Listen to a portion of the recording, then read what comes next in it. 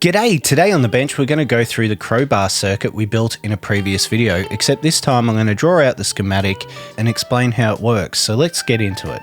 So the PCB is going to be available in the description below. So you've got your power supply and your positive and your negative.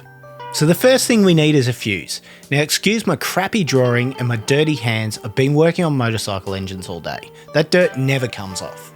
Alright, so after our fuse, this is going to go to an SCR. I'll explain what this does in a minute. Like that. And this is just going to go directly back to your negative. Alright, so I'll explain the circuit bit by bit. So here we've got a fuse, and our SCR here, when we turn this SCR on, what we're doing is shorting the negative and positive of the power supply. This will then blow the fuse and protect your radio or circuit on the load side, which we'll get to in a second. So next we need to trigger the SCR, and we're going to do that with a Zener diode. I'm going to draw this in now. Okay. Next I'm going to draw in a resistor. This is going to keep the gate of the SCR low while the Zener diode is not conducting. Now for the purpose of putting a value on stuff, this is going to be a 14 volt Zener diode, but it could be any value you want. And we'll say we've got a, 12 volt power supply. Alright, so now what's going to happen if your power supply goes over voltage and reaches that Zener voltage, then this is going to start to conduct.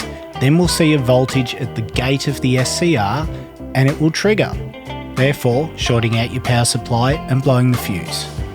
Now if the fuse is blown, you're not going to have anything at your load, therefore it'll disconnect your load from the power supply. Your load could be anything. It could be an incandescent bulb or it could be a radio. It doesn't matter. But Jordan, you ask, this is great and all, but what happens if my power supply spikes a little when I first turn it on?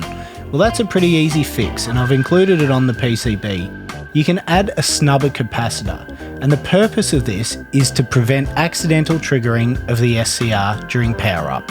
Okay, couple of notes about this circuit. You must use a fuse that's appropriately rated for your power supply, and you've also got to use an SCR that can handle the current of your power supply because it is throwing a dead short across it. Alright, if you'd like a copy of this PCB or you'd like to modify it and use it as a starting point, I've linked it in for download in the description below. Quick word of warning though, if you do decide to build this circuit, you're doing it at your own risk.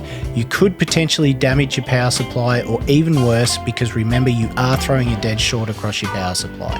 Now if you haven't seen it, you might want to go back and look at the first video. I did a test there with an oscilloscope so you can see how quickly the circuit reacts. I'm also just going to throw in a couple of values that I use to help get you started if you want to build this circuit or a similar circuit. I used a 15 volt Zener diode simply because that's all I had on hand.